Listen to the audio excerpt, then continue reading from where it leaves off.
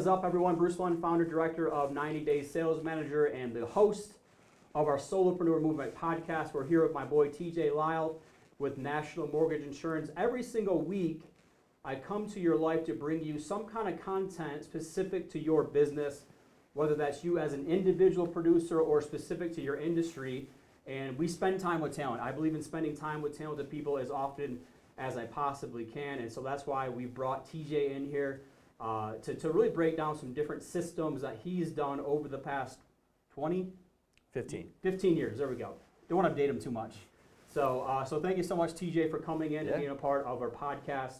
I met TJ just over a year ago at a mortgage event, and you know it's been great. It's always fun to get to know somebody, and I know we've gotten to know each other pretty well over the last year and a half.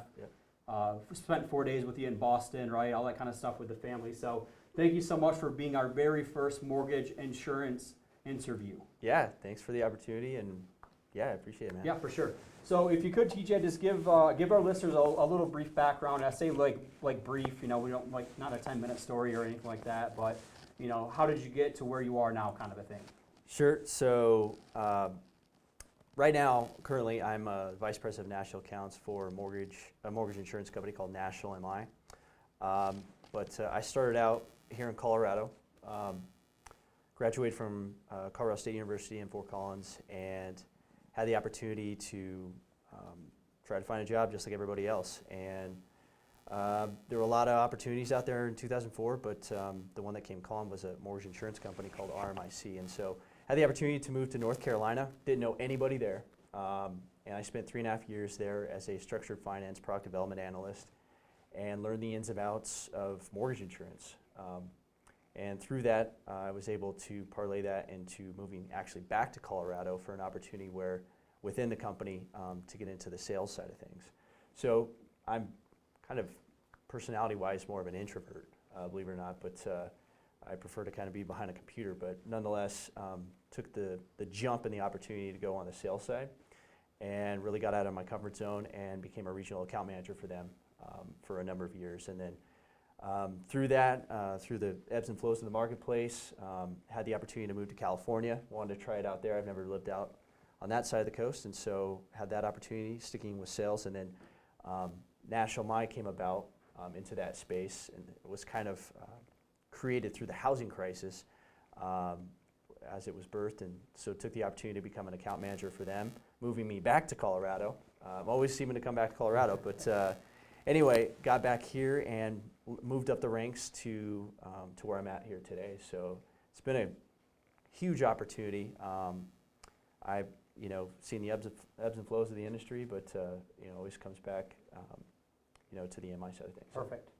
So I always want to give our interviewees a chance to kind of humble brag on themselves. Okay, so a lot of people are kind of uncomfortable about this part of it, but talk about the success that you had. Obviously, you went from Colorado to North Carolina to California to back here, but talk about the different things that you've done to be successful in the MI business to where now you're a national, you're a big dog, right? You're an executive at the company.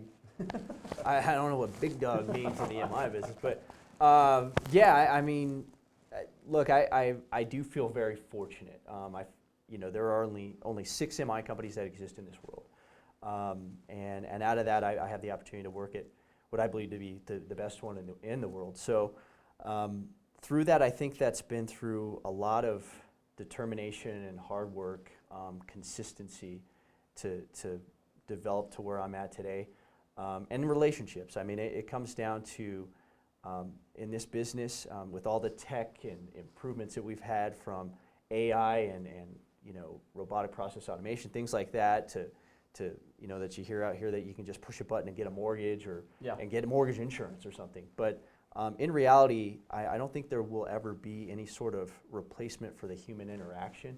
And so with that in mind, I have tried to pride myself on the fact that I keep consistent relationships with people and value those and add to them. Yep. I mean, you have friends and colleagues and family and stuff like that, but you have to really invest, be intentional with that, right? Yep. And so I've tried to do as much as I can and work that I can to to keep those relationships and to cultivate them and try to add value where I can by building up those folks that I work with.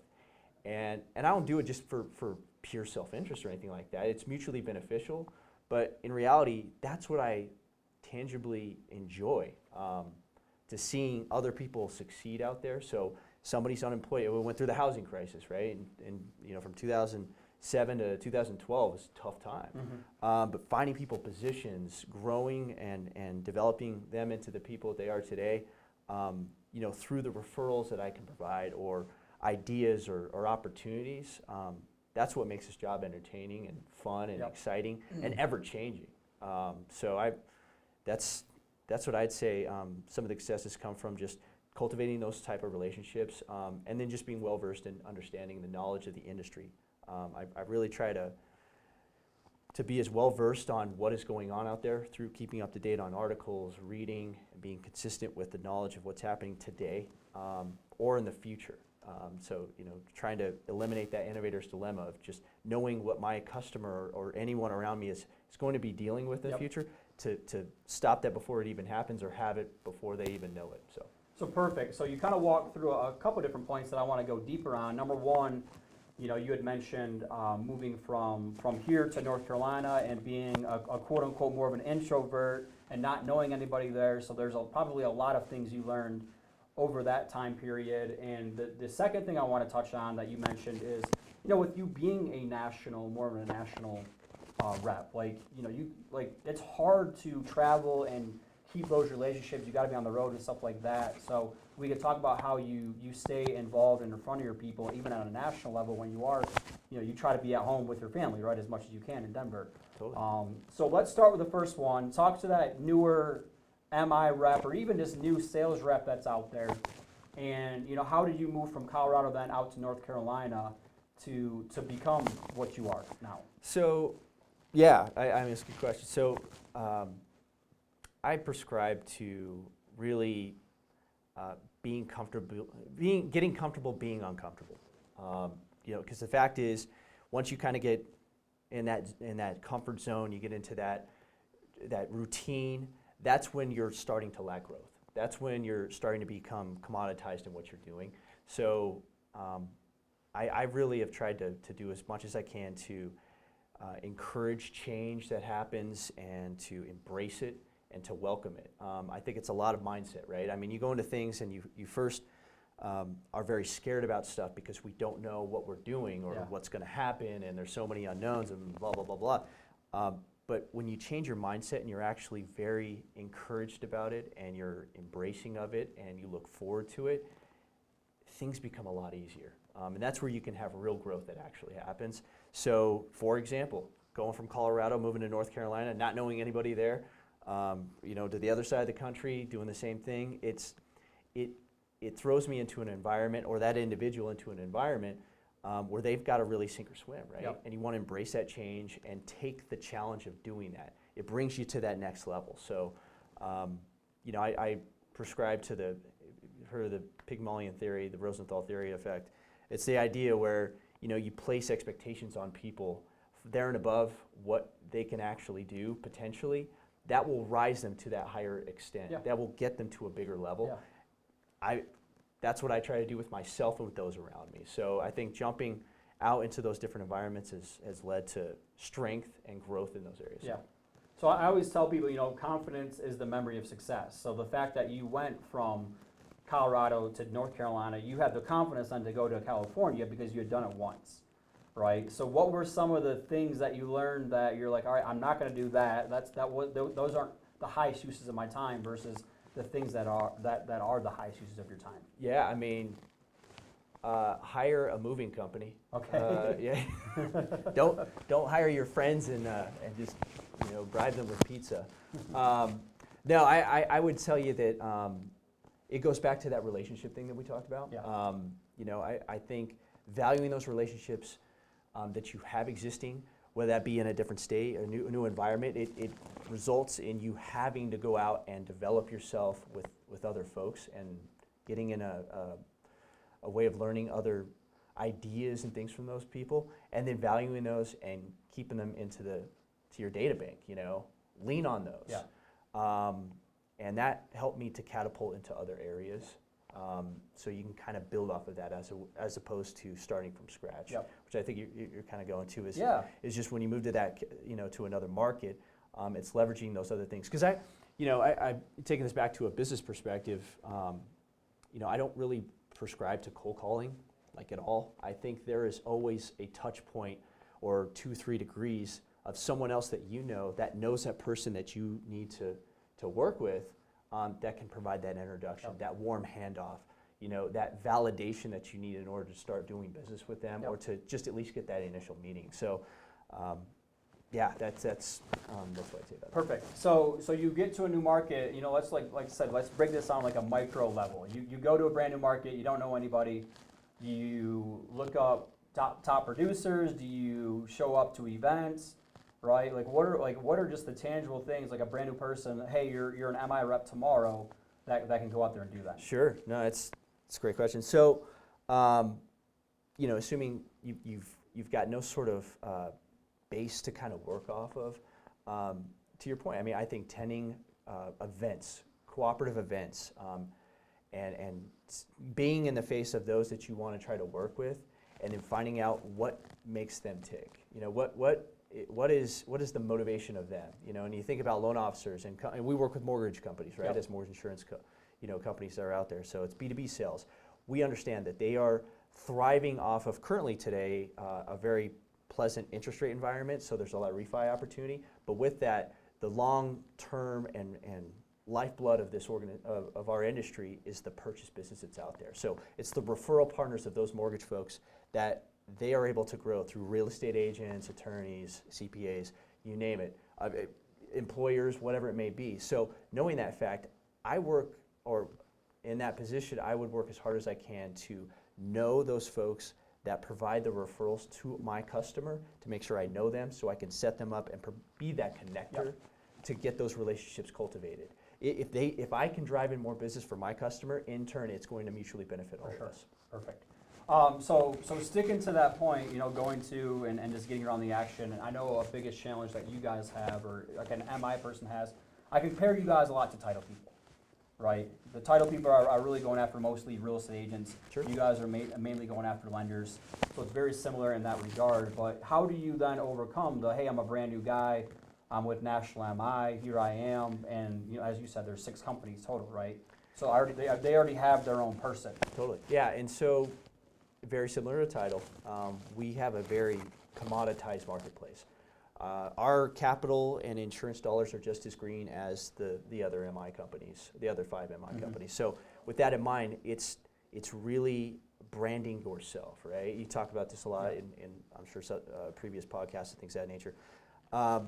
But it's really selling your value proposition that you have as a rep, that people do business with, you know, John Doe because they're John Doe and not necessarily because of that company. Yeah. So being that fact, you've got to create that value first, right? So it's what we just kind of talked about. It's providing opportunities for your customer to earn more business, to be, you know, what they do for a living and cultivating that.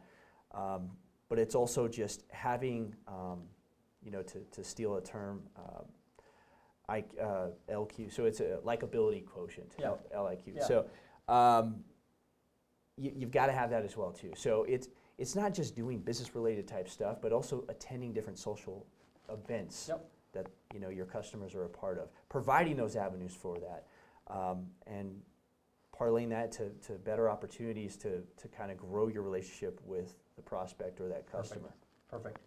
And it is a big part of this then is obviously understanding what your strengths are, the people that fit your filter, stuff like that, because at the end of the day, you know, let's say for instance there's 3,000 lenders in surrounding Denver, right? You would know the math more than I would, but let's just say that's the example. There's 3,000. So at the end of the day, how many of those people does TJ need to go deeper with those relationships? Because for you guys do have to do a lot of volume, right? And so that could be kind of a challenge. So how do you balance that part of it? It's a lot, right? Yeah. Like if it's 3,000, right? So the way to really do that, because you say 3,000, but really our industry is a very small one.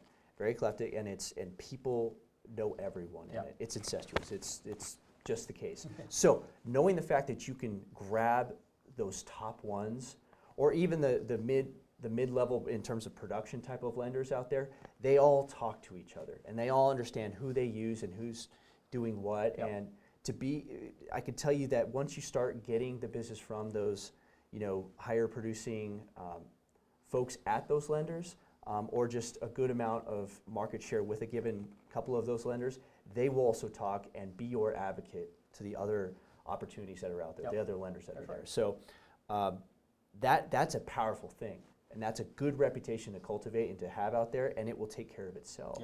So, but it's being consistent. It's making sure you're following up. It's all the stuff that we've all been told to do a million times that, you slip up here or there on, but to have that consistency and to follow through with that and have a strict routine on that, but embrace the change that happens to you, see it before it comes if you can, you're going to add value to your customers and to your prospects, and it's just going to inherently start rolling over, and the opportunities are going to start presenting themselves, as opposed to you having to go out and look for them all the time. That's perfect. And again, I know we're in the Colorado market, so we're talking about Colorado, but both of us travel all over the country, and real estate, it's like the Kevin Bacon degrees of separation. At the end of the day, it's 5 degrees. It might even be 3 degrees of separation. So once you start getting around the action, and you start getting around the influencers, and they start knowing you, liking you, and trusting you, and you open up doors for them, they open up doors for you, it becomes a whole lot easier. But to your point, it's the consistency of it, right? It might take, like one of my favorite quotes is the 10-year overnight success story. Right, most people overestimate what they can do in a year and underestimate what they can do in 10 years.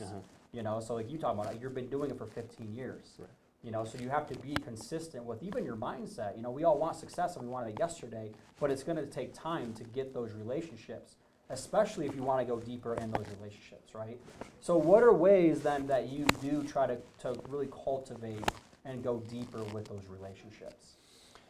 This one's like putting you on the spot here. There's a lot of things that you can do for sure. Yeah, well, I mean, hey, look, technically, we're millennials, right? Like, I want it yesterday, and, I want everybody to know, like, trust me, and, I need constant reassurance I'm doing a good job.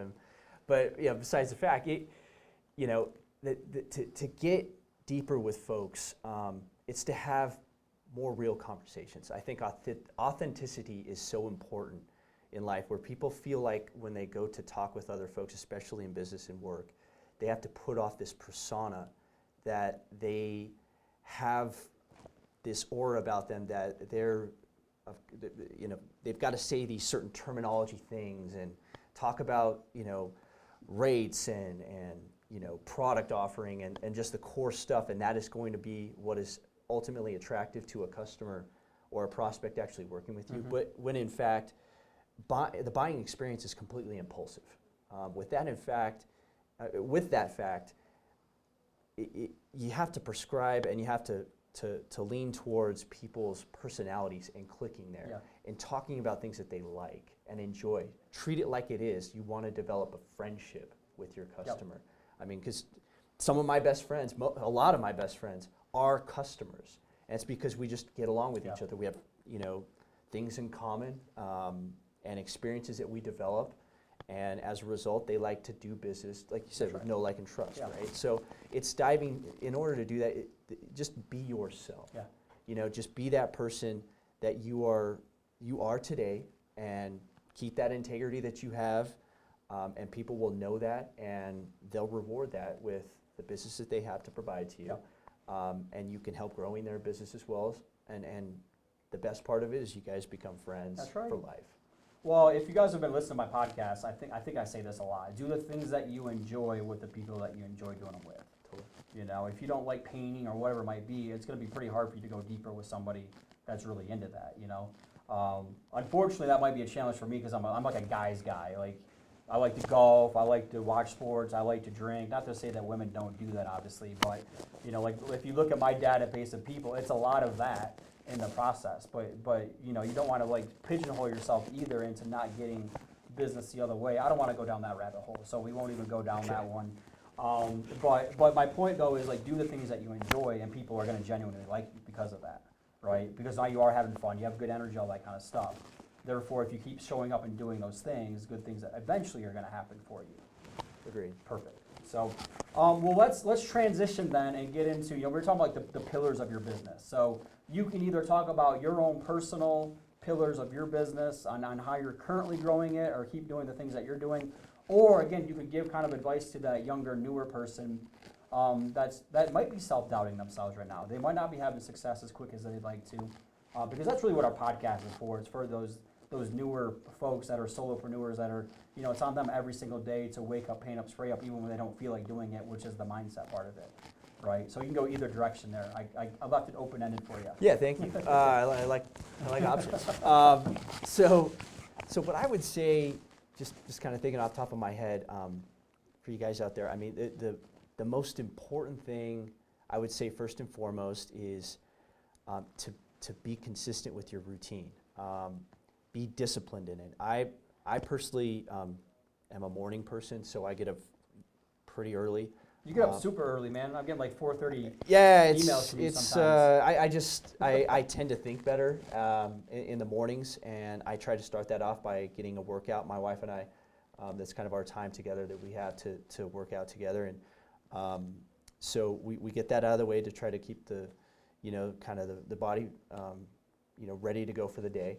But with that, I have the consistent routine. I then try to read articles about my industry. I listen to some motivational type things. I have 2 videos I kind of watch, like John Maxwell. Everybody basically knows him. He's a great Minute with Maxwell. I try to knock that out and a couple others, but have that consistency to kind of feed my brain that way and to get me ready for that. I really try to focus, spend some time in prayer. And then get on with my day with some additional reading. And then that's when I become more reactionary, and that I'll open up that email. Mm-hmm. I'll start responding to stuff that's come in and start getting back to them. And getting back promptly. I think that at least step 2 here, or the other pillar would be just have the integrity and consistency to get back to people when you say you're going to. Just do what you're going, what you're saying. So. And I've gotten compliments off of that. And I think, letting things sit there and fester and not face them if it's a problem or an issue, that's only going to create a bigger problem. Mm-hmm. Facing it head on, responding to things quickly, it will show significant value to that person making the request. And I'll tell you guys, if you can get back to them same day, if at least the next day, it's far beyond what everybody else is doing out there. Email and text and social media, it makes things to where there's just instant response that is expected. So we should try to be up on top of that. So I try to, with the flexibility of having that phone at our fingers touch, I mean, you got to come through and do it, right? Yeah. So especially when things are on the line, people are trying to be placed in their homes, and we got to get deals done. This is where they need to make sure that their vendors step out from the MI side, or otherwise to make sure we're back on top of that. So it's like MI isn't like quote unquote sexy, but it's so important, and people do get emotional because for the consumer, that's one of the most important decisions they're going to make, and like that's a direct line to you guys. Well, and the lenders could miss out on that deal because of it. Totally. So I mean, from an MI perspective, mortgage insurance is generally required on loans that are for first-time home buyers, and a multitude of others, but for first-time home buyers, they generally have less than 20% down to buy a house. As a result, they have to have mortgage insurance by law. So with that in mind, they can have that placed on there, and we want to make sure that we are able to insure the lender against the default of the borrower, but that pricing is very aggressive and that can get the deal done. And it backs the capital that we have and the contingency reserves that we have will take care of any claim that comes up with that. Perfect. So we want to have the consistency and the reliability that will happen, and knowing that you have the trust and ironclad, guarantee that we will pay those claims. People, and not necessarily the end consumer, but it gets them into that home, but the lender knows that if there's something that does go wrong, they have backing and insurance behind it. Perfect. Anything else that you want to add then as far as pillars go, or specifics to the younger, newer folks out there? I mean, so putting myself in the position of just deep diving into something new, I would tell you that embrace the adversity that comes to you. I spent a lot of my life really going through tough times. I came from a very blue collar family, and and working my way up through things. I looked at things in a way that when problems would arise, or issues, or controversy, or crisis, that I would get worried. It would create, I'd get real up on end, and just it would really affect me in a negative way. But when I changed my mindset and look at it as an opportunity to grow in that adversity, it's, Billy Graham has a saying, hilltops are great for reflection and aspiration, but really, fruit is made in the valley. Yeah. Like So that. with that in mind, that's where the real issues and growth comes from. So the problems and crises that you run into, look at that in a mindset that it's a way for you to solve the issues that are there, and it will make things so much more Yeah. easier. That has made my life significantly much more manageable. Yeah. Because guys, problems are just not going to stop. It's going to continually keep happening. Yeah. So if we can just look at them in a different view and a different light, it will result in a much more manageable situation and a much more enjoyable life Yeah. for us. Well, one last question I have for you then is, and it's on this topic because I've had the pleasure of meeting Nora, your wife, your beautiful kids, spending time with them, and like I don't have that. I don't have the wife, I don't have the family and the kids. So a lot of times when I'm coaching people, like it's hard for me to be empathetic or sympathetic, whichever way you want to look at it. But the reality is you have to go to events, you have to travel a lot, right? So how do you explain, obviously Nora's in the business, She is. so that helps a little bit, but how does that conversation happen? Or understanding happen, or the give and the take and the compromise? It's tough. Yeah. Especially starting out initially. When I moved from kind of a field sales perspective with a specific territory, I was able to be home more consistently. Mm-hmm. But now I travel and fly all over the country fairly consistently. So it is tough because when you look at my motivation, my family's my motivation, and providing for them and to develop the best life possible for them and for us. With that in mind, I've got to excel at my position, what I do, but at the same time balance that, right? Yep. Which there's no time management. I don't really believe in that. It's more task management, right? So it's making sure that our family and everyone around us that I love is under the understanding of what commitments I have to have, and then making sure that those gel with what we have and prioritizing that. Yeah. It's a working situation, Yeah. not necessarily me just coming out and saying this is what's got to happen. It's a conversation that's had between those that are important to me and my Yeah. wife, my daughter, so we're all in the same playing field, That's right? good. And we understand what's happening. Yeah. So that's how Well, I love it. I appreciate you being obviously, Of course. transparent about that part of your life, because it is such a big thing that a lot of people go through and have those conversations. But when I coach top producers, that there's a lot of things that you get to go do that a lot of people can't do within their families, right? Like I was saying, that Boston trip and taking them out there and experience all that. So there are certainly a lot of things that you get to go do that a lot of people can't do, and so it's obviously the gratitudes are important, right, and understanding that. Totally. For sure. So, well, thank you so much, TJ, for coming in. I did have one more question. I guess I'll ask it, and if we need to edit it out, we can. Okay. And it's, again, like I really can, like Gavin Higashi's in this room right now. We're actually at an event that I spoke at with you guys. But, it's always amazing to me, talking about title and MI, it can be very transactional. And what I mean by that is, it's like, what are you going to do for me to earn my business? From a money standpoint, can you sponsor this, or can you pay for that, or can you? How, again, like we can cut this out, but let's say you're talking to somebody in your industry on how to handle or navigate those situations when you have a lender that they're like, well, we're only going to use you if you come pay for food for our office, or if you do this or you do that. Again, we can cut this out if we need to. Yeah, you pay for the food.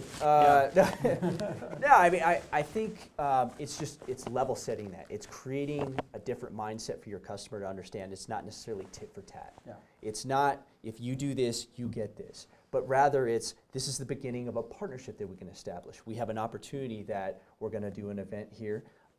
We need help and some support with that, is that something that you would be willing to do for us? If that is the case, let's talk about that and how we can develop that into a great opportunity for us mutually.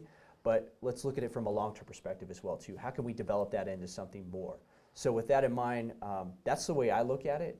It's just the initial startings of a conversation that can develop into a long-term partnership. Yep. So it's just making sure you level set both sides of it, of what the expectations are, and that they can be accommodated, and then it should blossom into something much more. Perfect. Well, again, those are the hard questions that I think people probably deal with, on a day-to-day basis when it comes to, like I said, whether it's title or mortgage insurance. Absolutely. So I appreciate you sharing that. So obviously, thank you so much for you coming in here, being our very first title or mortgage insurance interview. And obviously, I love the partnership that we have going on with National MI. I know it's only going to continue to grow, and I Same appreciate you being the one that's gotten me in there, and every step of the way. So appreciate it, my man. Yeah, you got it, Yep. man. My pleasure.